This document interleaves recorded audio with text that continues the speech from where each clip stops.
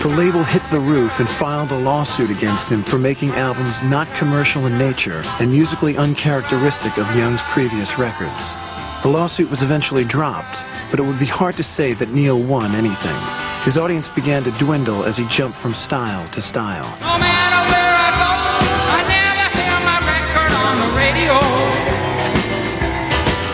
A lot of times in my life, I just didn't want people to know what I was thinking.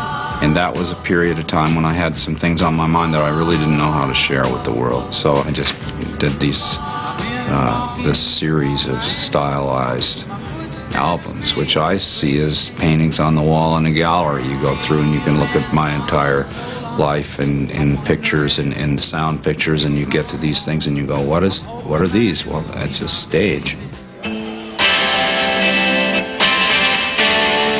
After finishing up his contract with Geffen, Neil re-signed with Reprise. But his next album was yet another stylistic shift. This Notes for You was a horn-based R&B record. The video for the title track criticized the commercial state of rock and was initially rejected by MTV.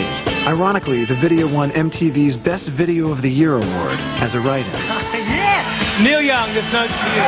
Thanks a lot, everybody. All you people out there.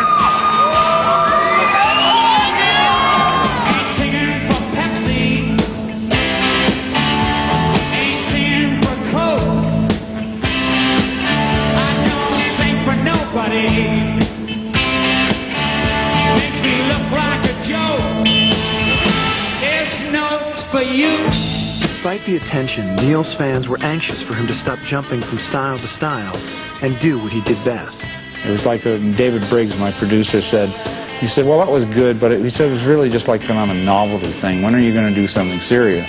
When are you going to get down and get back into it and really make some contributions? And I said to him, well, you know, as soon as the songs get here, I'll be ready. He was not criticizing me, but he was just saying that, you know, for everything that I was capable of doing, that it was sad to him that all I could come up with, that all the people were talking about was just some stand that I took against corporate sponsorship instead of the music. Most of Neil's attention was focused on his family, and he did not want to share that with the world. He and Peggy became parents of a little girl, Amber. When the red sun sets on the railroad town, and the bars begin to laugh with a happy sound. Neil saw that his son Ben responded to electric trains. It was something they could share, and Neil threw himself into it. I mean, he's a fantastic guy, and he's just taught me so much about life, about you know, not giving up. You just don't give up. Eventually, Neil and some business partners bought the Lionel Train Company. He also had a company called Lion Tech, which developed remote controls that make it easier for the handicapped to operate train sets.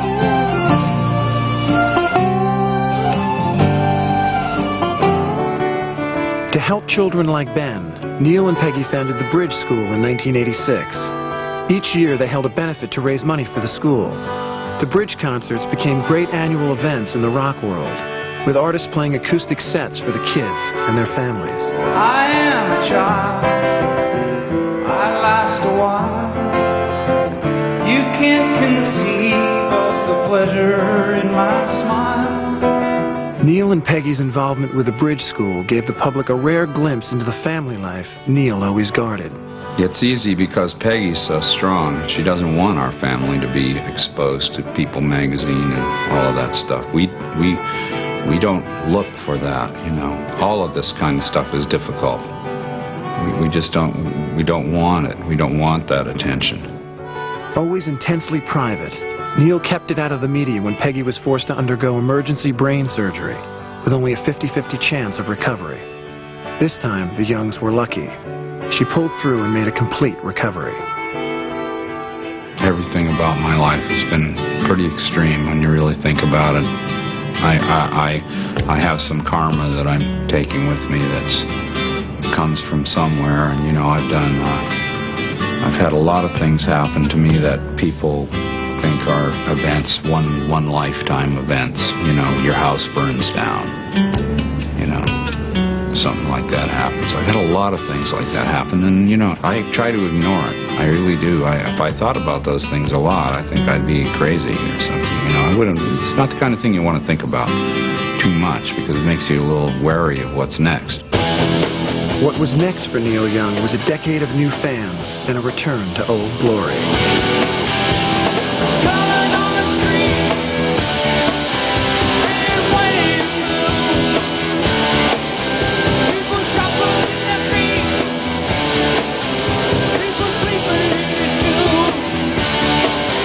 His old muse returned with the album Freedom, a fiery farewell to the 80s that won him a new generation of fans. From Pearl Jam to Nirvana to Oasis, the 90s would be the decade when rock and roll's new heroes would honor the influence of Neil Young.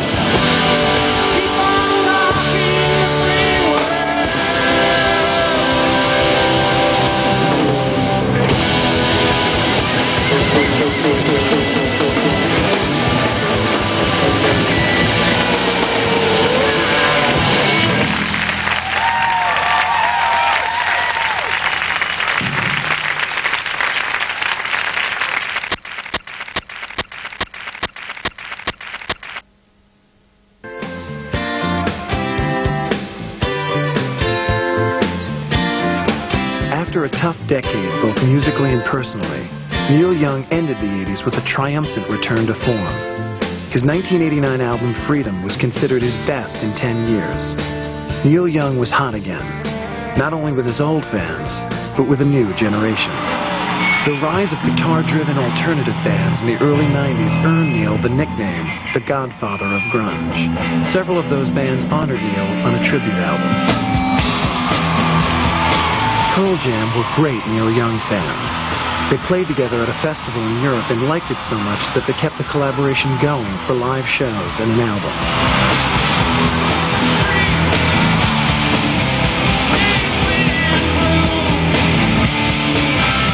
I don't know much about longevity, but I do know that if I do something that's new and I don't feel old about what I'm doing, I may look old, but I don't feel old. So as long as what I'm doing is new and something I'm into doing, then that's healthy. The more you feel good, the better you are.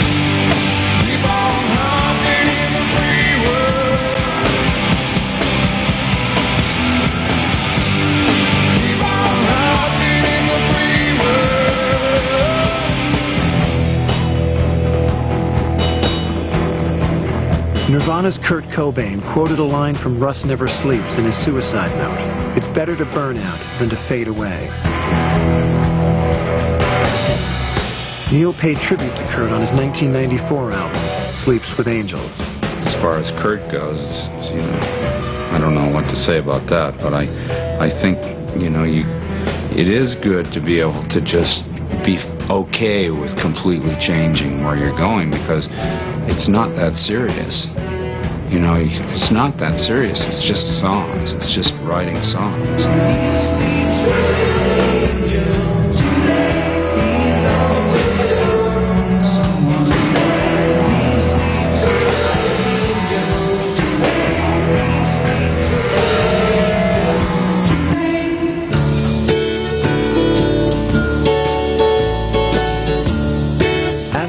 Neil moved back and forth between loud rock and roll tours and gentle acoustic music. One of his biggest hits of the 90s was the homespun Harvest Moon. Well, there's a certain thing that happens when I play with Crazy Horse. It's kind of hard to explain. I mean, we have our own sound, and I enjoy it, playing with Billy, Ralph, and Pancho.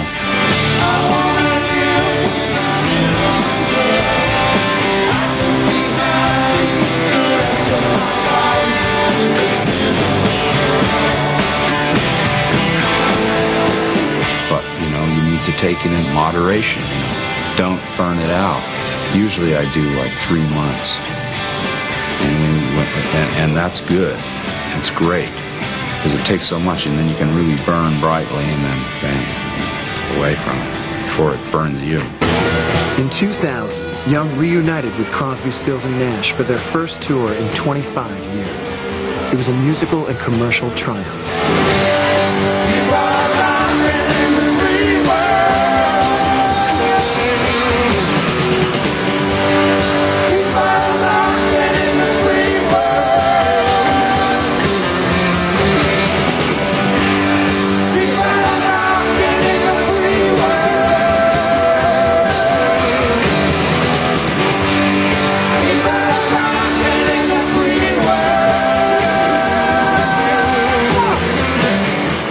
through a lot of changes and done a lot of things, but we still have the same love for one another that we always had, and we're still all brothers in what we do, and when we are focused and we are aligned, our music is really something else, and we have a respect for it, and we're all really happy about doing what we're doing. It's a great feeling. Long may you run, long may you run, although these changes have come. With your chrome heart shining in the sun, long may you run.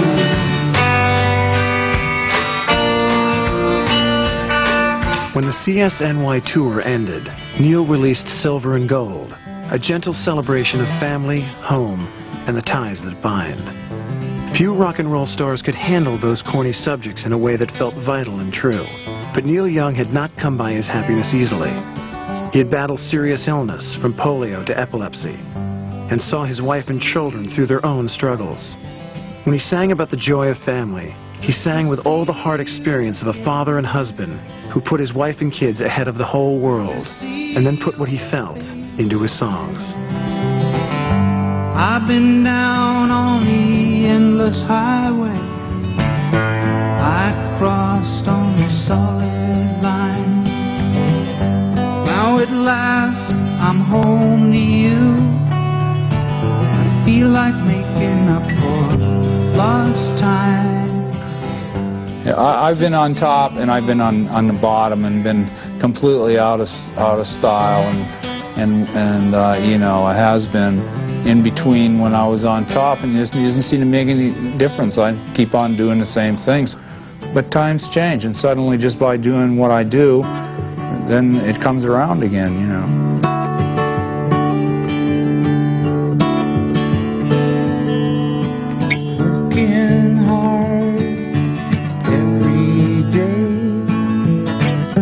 Never notice how the time slips away.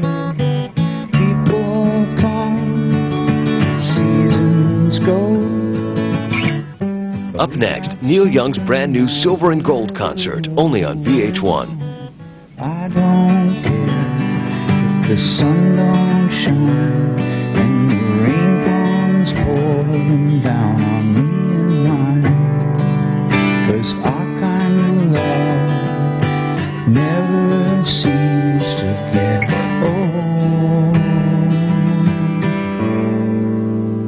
It's better than silver and